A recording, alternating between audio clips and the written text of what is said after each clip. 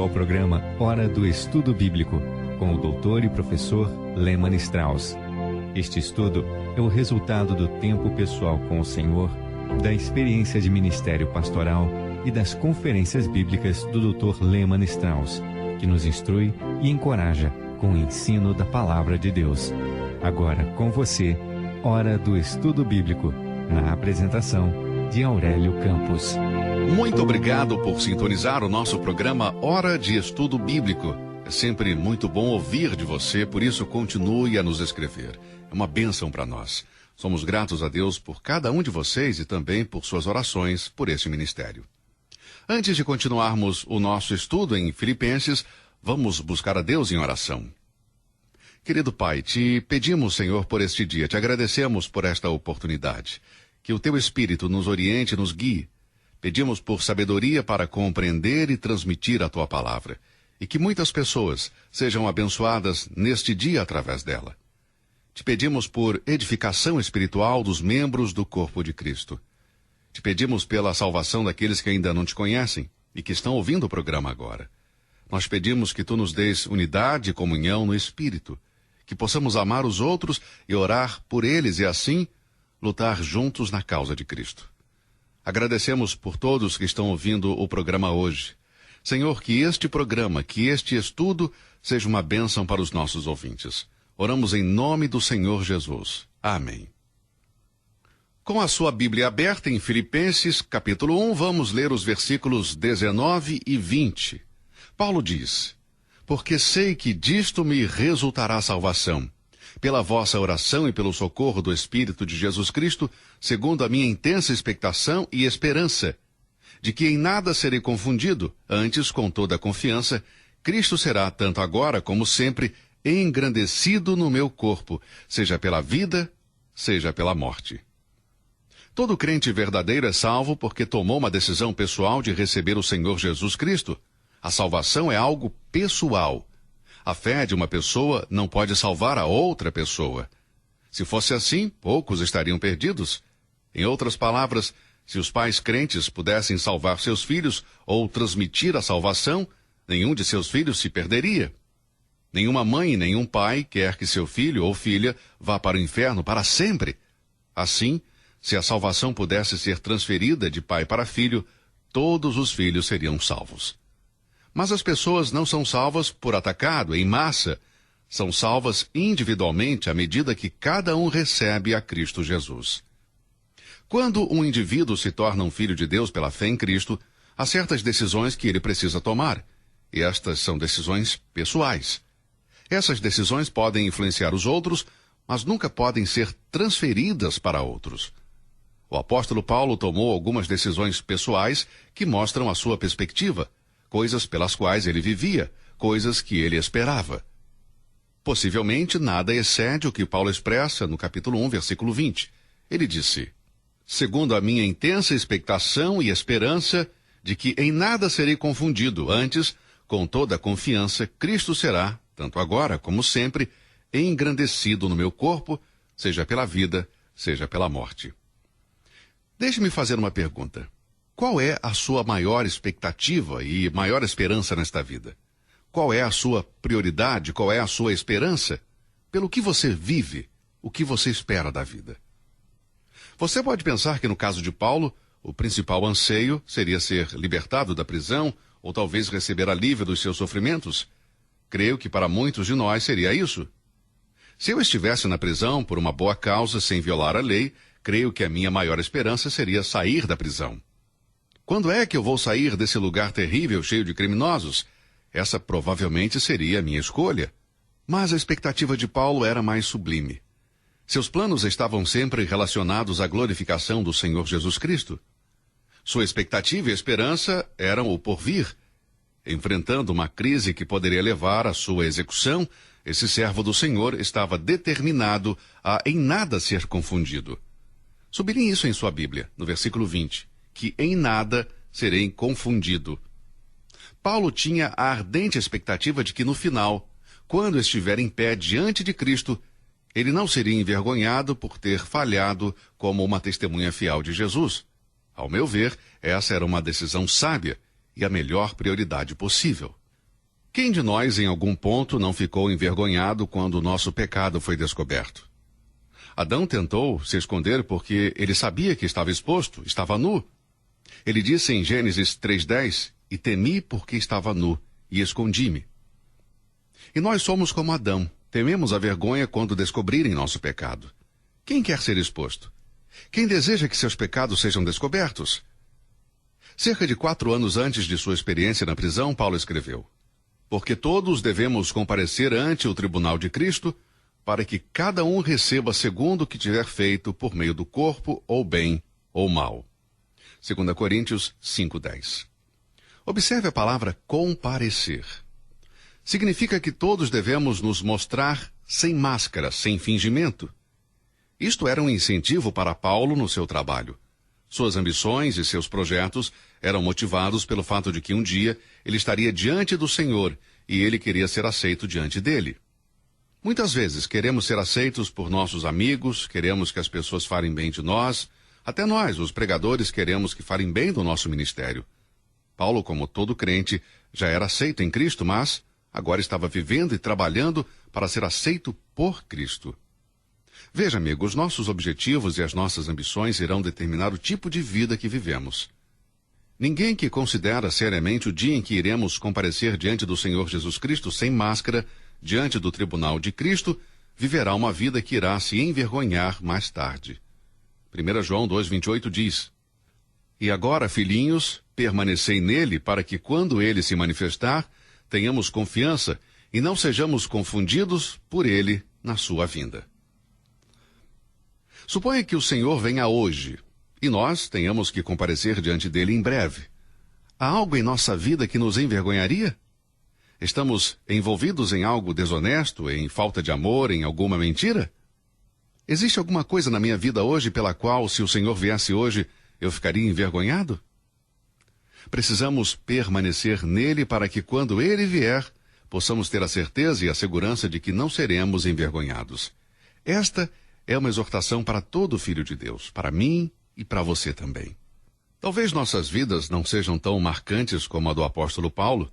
Ele era um homem reconhecido, uma personalidade. Todo mundo nos dias de Paulo o conhecia. Saulo de Tarso, que havia se tornado um traidor, que aceitou a Cristo e deixou o judaísmo. Todos conheciam Paulo. Ele era odiado por muitos e amado por muitos. Mas até ele seria levado diante do tribunal de Cristo. Quanto mais nós. O tribunal de Cristo não vai determinar se somos salvos ou não, mas vai trazer à luz as nossas motivações em nosso comportamento como cristãos. Isto é muito importante e deveria nos fazer desejar ter um coração reto, antecipando a sua vinda. Devemos viver e trabalhar para não passarmos vergonha na sua vinda. Quais são os seus planos? Paulo tinha uma ambição digna, não ser envergonhado. Pense nisso. Viver dia a dia pronto para encontrar-se com Cristo a qualquer momento, sem nada do que se envergonhar.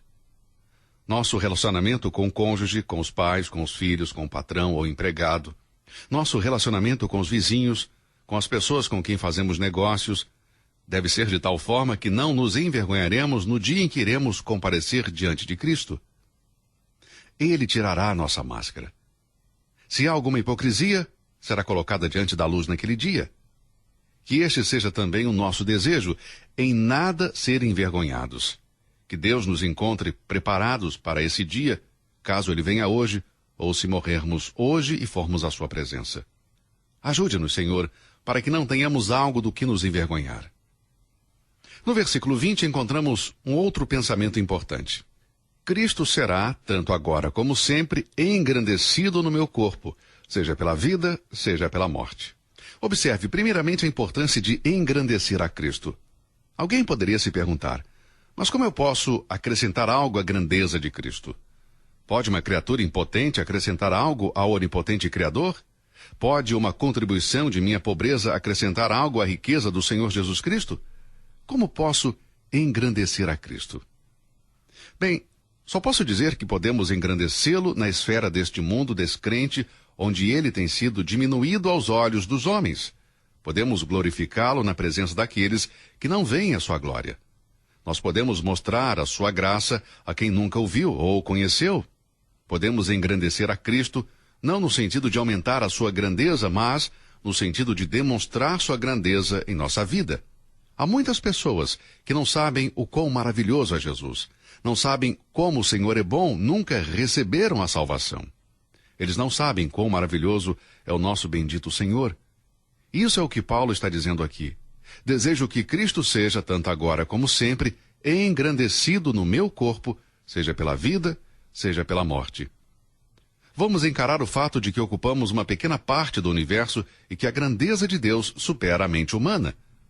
Por torpe ganância, a indústria cinematográfica engrandece homens e mulheres para levar multidões às bilheterias.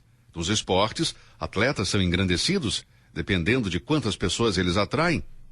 Em tudo isso, o Filho de Deus, o Senhor Jesus, é deixado de lado, no esquecimento. O clamor do salmista necessita ser ouvido agora, mais do que nunca.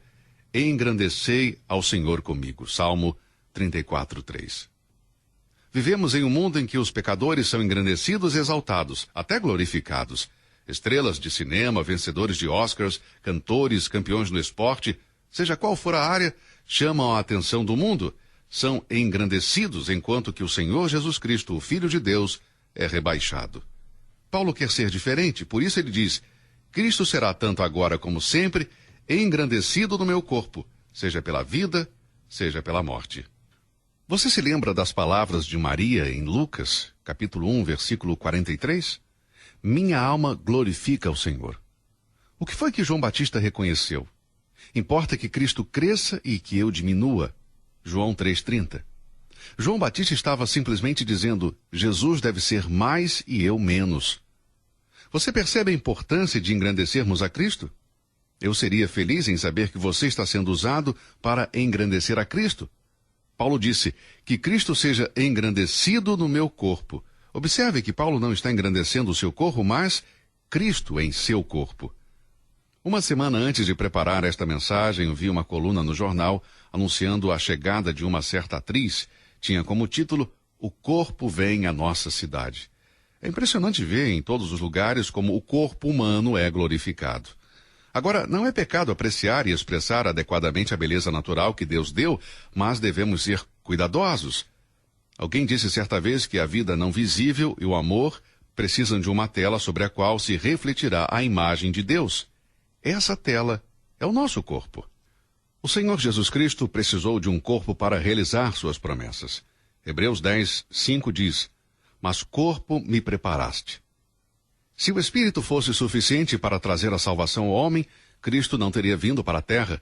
Poderia ter sofrido em uma cruz espiritual, em um monte espiritual, invisível e desconhecido. Sem o corpo, seria impossível Deus comunicar seu amor e sua vida aos pecadores.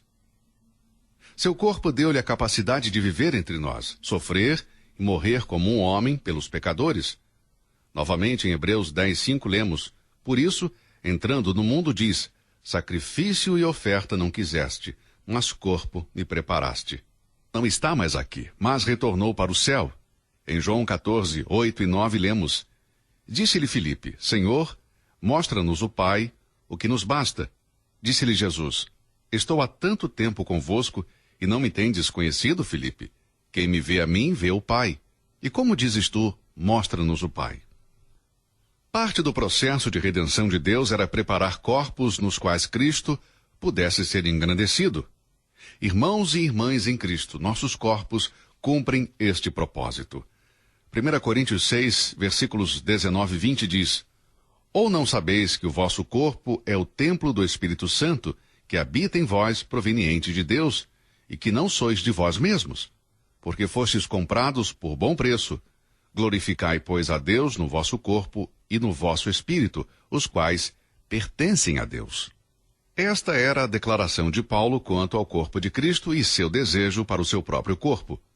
Não há como medir até que ponto a bênção de Deus virá a nós, se tão somente ele tiver controle sobre nossos corpos. Creio que é por isso que Paulo, guiado pelo Espírito Santo, diz em Romanos 12:1: Rogo-vos, pois, irmãos, pela compaixão de Deus, que apresenteis os vossos corpos em sacrifício vivo, santo e agradável a Deus, que é o vosso culto racional.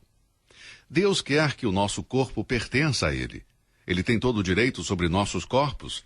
Nós pertencemos a Deus porque fomos criados por Ele e também por Ele ter nos redimido. Deus criou o corpo, Deus redimiu o corpo com o sangue precioso do seu Filho. O que estamos fazendo com os nossos corpos? Decoramos o nosso corpo para atrair a atenção dos outros? Entregamos nosso corpo a práticas pecaminosas, buscando os prazeres deste mundo?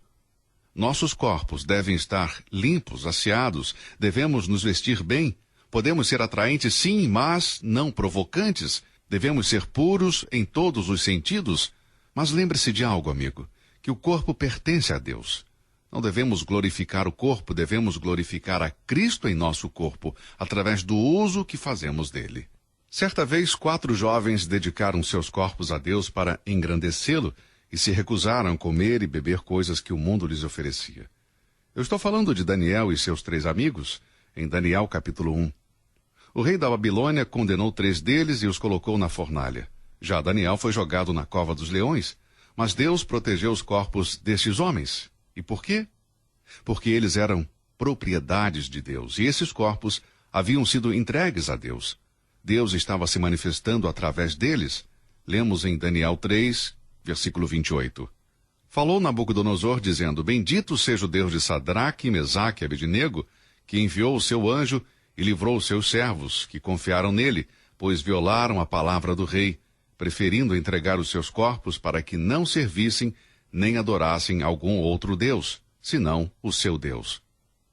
Deixe-me fazer uma pergunta. Você já dedicou o seu corpo completamente a Deus para que Cristo seja engrandecido nele? Você já disse: Cristo seja engrandecido no meu corpo, engrandecido através dos meus lábios, que dão testemunho de ti, engrandecido pelas minhas mãos que são utilizadas para o teu serviço, engrandecido pelos meus pés que estão felizes em ir para onde tu me mandares, engrandecido pelos meus joelhos que com alegria se dobram para orar, engrandecido pelos meus ombros que estão dispostos a levar as cargas dos outros? Cristo será, tanto agora como sempre, engrandecido no meu corpo, seja pela vida, seja pela morte. Onde podemos encontrar uma prioridade maior na vida? Paulo tinha o desejo de que Cristo fosse engrandecido em seu corpo. Bem, nós vamos parar por aqui, por hoje. Mais uma vez, obrigado por ouvir esse estudo. Temos tido muita alegria e um privilégio muito grande em ministrar a palavra de Deus para você. Se o Senhor permitir, nos encontraremos em nosso próximo programa. Que Deus o abençoe e até lá. Você ouviu Hora do Estudo Bíblico com o professor e doutor Lehmann Strauss, na apresentação de Aurélio Campos. Se você deseja ouvir novamente esta mensagem, visite a nossa página na internet www.bbnradio.org. Fica o convite para você nos acompanhar amanhã, neste mesmo horário, aqui na BBN. Hora do Estudo Bíblico é uma produção da BBN.